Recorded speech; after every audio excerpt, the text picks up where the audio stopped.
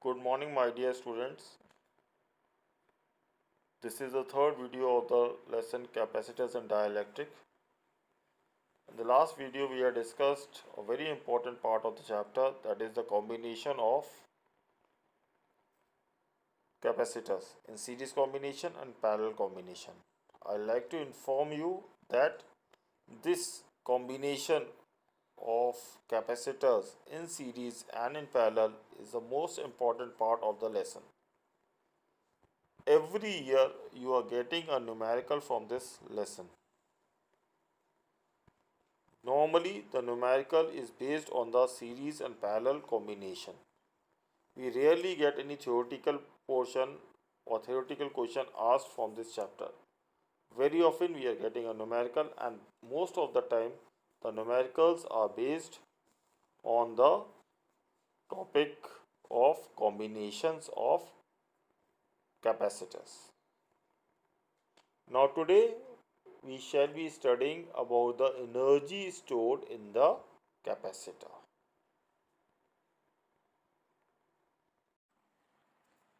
Energy stored in a charged capacitor. When a capacitor is charged by battery, work is done by the charging battery. As the capacitor charges, the potential difference across its plate rises. More and more work has to be done by the battery in delivering the same amount of charge to the capacitor due to the rising potential difference across its plate. This total amount of work in charging the capacitor is stored up in the capacitor in the form of electric potential energy. Okay, so what are we doing? When we are charging a capacitor with the help of a battery, the work has to be done. Okay, as soon as we give a very small amount of charge to one of the plates of the battery, there is a potential developed across the capacitor, and as the charge gets transferred to the plates, the potential starts to rise. More the potential, more the amount of work done by the battery to charge the capacitor. So the total amount of work done in charging the capacitor is stored up in the capacitor in the form of electrical potential energy. Okay. Now let us take a very small amount of charge dq, that is to be transferred against the potential difference V. Then work done is given by the formula dW is equal to V dq. Now from the relation C is equal to VQ, so we have V equal to Q upon C dQ. Small amount of work done is equal to Q upon C. The total work done to transfer charge is given by integrating both the sides. Let us consider that the total charge transferred to the capacitor is Q. Initially it was 0, final charge is Q. The total amount of work done in transferring this amount of charge is integrated from the lower limit 0 to Q. So total work done is equal to upper limit Q to lower limit 0, Q upon C dQ. Since capacitance is constant, the integration is with respect to dQ. So on integrating this expression, we get U equal to 1 by 2 Q square upon C. This is the total amount of work stored in the capacitor. So W or U is equal to 1 by 2 Q square upon C. Now we know that Q equal to CV. Q equal to CV. So instead of Q we can substitute CV. So what do we get? U equal to 1 by 2 CV square. C is the capacitance and V is the potential across the capacitor. Or further, we can also substitute. Okay, what we can write? U is equal to 1 by 2 QV. U is equal to 1 by 2 QV. So energy. Now there is certain important points that is to be remembered. Let us take a battery. So energy supplied by the battery is W equal to QV. But the energy stored in the form of electrical energy is 1 by 2 QV. The battery supplies energy QV, but the energy stored in the capacitor is only 1 by 2 QV. That is, only 50% of the energy supplied from the battery is stored in the capacitor. 50% of the energy is lost to the surrounding in the form of heat and etc. Now, where is that energy residing? Where is that energy? Where is that energy stored? The energy stored in the capacitor is in the form of electric field that is created between the positive and the negative plate of the capacitor. So all that energy that has been stored in charging the capacitor is stored in the form of electric field. Okay. So let us consider that there is a conducting sphere, and the capacitance of the conducting sphere will be 4 pi epsilon naught A, where A is the radius of the sphere.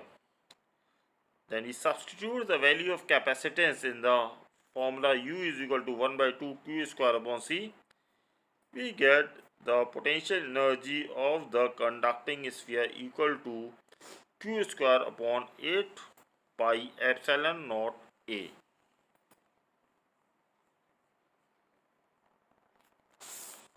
The next point is energy density in a capacitor. We know that energy stored in a capacitor is given by the formula U equal to 1 by 2 CV square. Now, energy density, the energy stored per unit volume in an electric field between the plates of a capacitor is known as energy density, or energy per unit volume is energy density. The energy per unit volume in an electric field between the plates of the capacitor is known as electrical or energy density. We know that energy formula is given by formula U is equal to 1 by 2 CV square. The capacitance of a parallel plate capacitor is given by the formula A epsilon naught upon D. And we also know that there is a relation between the potential and electric field V is equal to ED. So, in the formula U equal to 1 by 2 CV square, we substitute the values of C and V respectively. What do we get? We get potential energy equal to 1 by 2 epsilon naught AD electric field square, E square. Now, energy density is energy stored per unit volume. So, we divide this energy by volume. U upon volume. Volume can be written as area into distance. So, we divide both the sides by AD. So, U upon AD is energy density, which is equal to 1 by 2 epsilon naught E square, or energy density is equal to 1 by 2 epsilon naught E square. The SI unit of energy density, joule per meter cube, because it is energy per unit volume. So, SI unit is energy joule per meter cube. Energy density is generalized as energy per unit volume of the field. Now if you look at the formula, there is a relationship between the energy stored and the electric field. According to the formula, U is directly proportional to E square. So if we draw a graph of electric field against energy stored between the plates of the capacitor, it is a parabola. So graph will be a parabolic graph if a graph is drawn between E and U.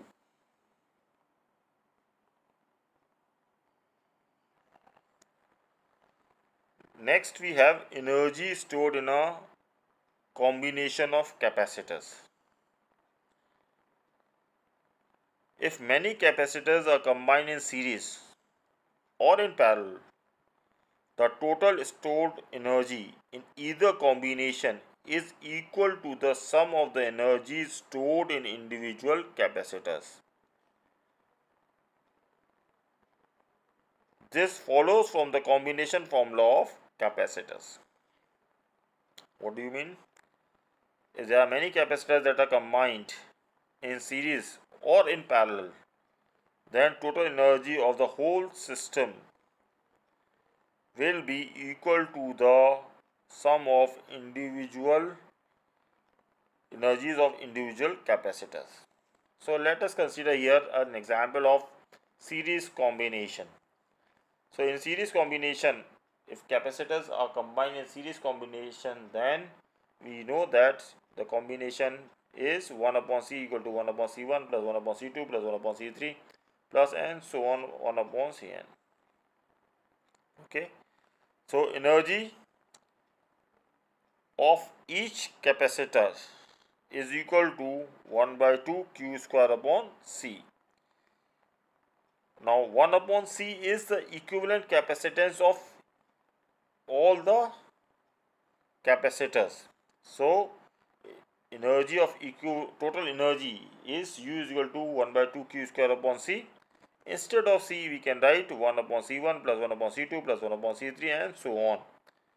And we multiply Q square 1 by 2 Q square in each capacitance. We get U equal to U1 plus U2 plus U3 up to Un.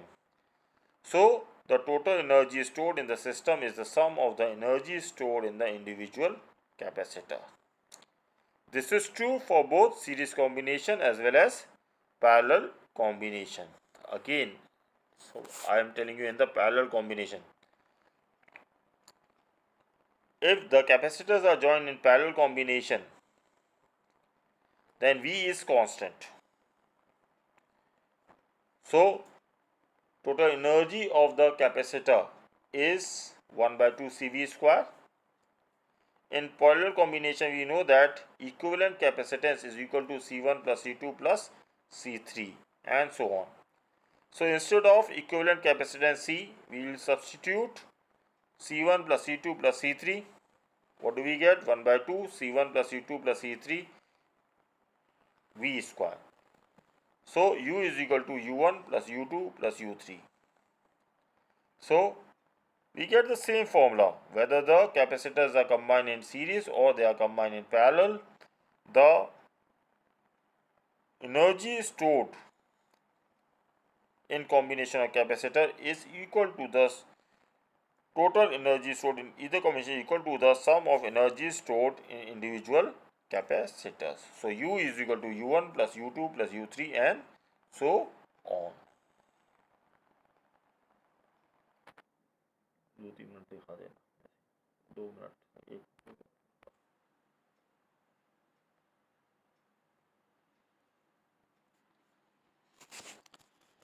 The next topic is dielectrics. Before discussing dielectrics, I like to discuss polar molecules and non-polar molecules, or polar and non-polar dielectric molecules. The molecules of dielectric may be classified as polar and non-polar. A polar molecule is one in which the center of gravity of the positive charge, that is proton, is separated from the center of gravity of the negative charge, that is electrons. by a finite distance. The polar molecule is thus an electric dipole and has an permanent dipole moment. Like for example, HCl is our polar molecule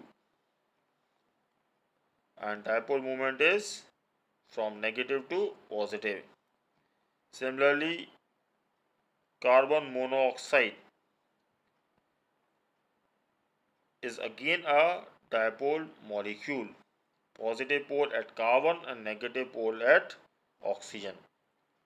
So when we talk about a polar molecule in which the center of positive charge does not coincide with the center of negative charge, this is called a polar molecule.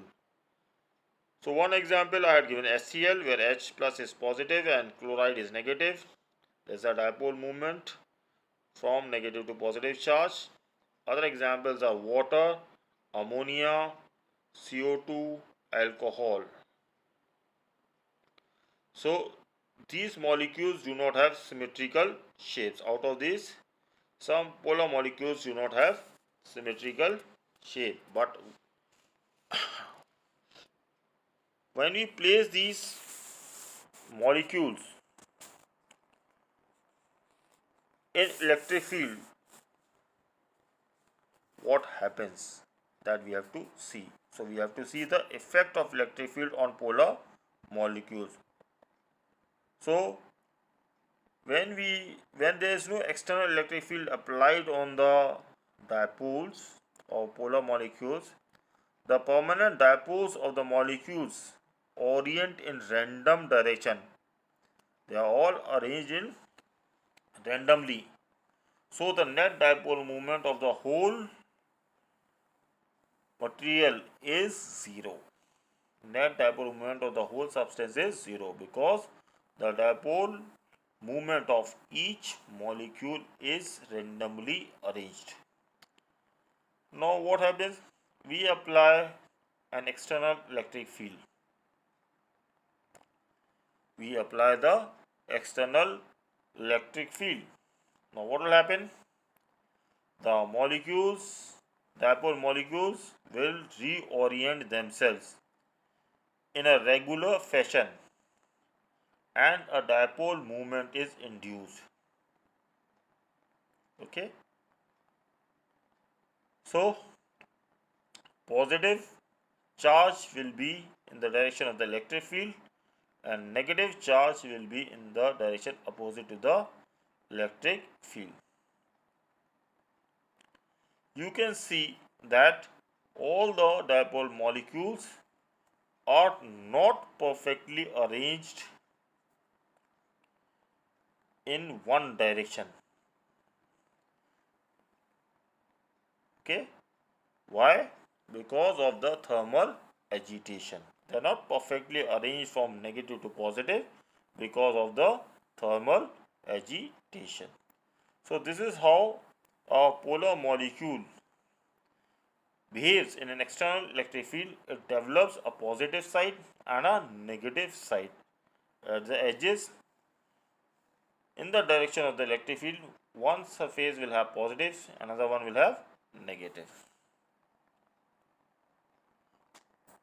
Then we talk about the non-polar molecule. A non-polar molecule is a molecule in which the center of positive charges coincide with the center of negative charge. Example N2, CH4, O2, C6H6, these are all examples of non-polar molecules.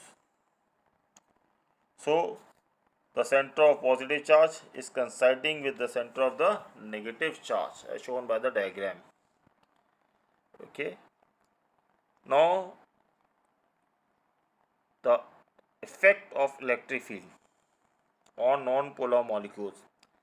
In the absence of external electric field, the effective positive and negative charge center coincide and there is no polarity developed in the molecule. So they remain as non-polar molecule.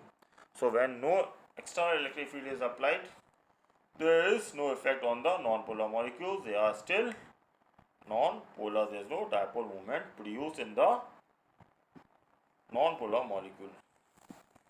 But when electric field is applied, the positive charges are pushed in the direction of electric field and the electrons are pulled in the direction opposite to the electric field. Due to the separation of effective centers of positive and negative charge, dipole is formed. So, even a non-polar molecule forms a dipole. Okay, even a non-polar molecule forms a dipole.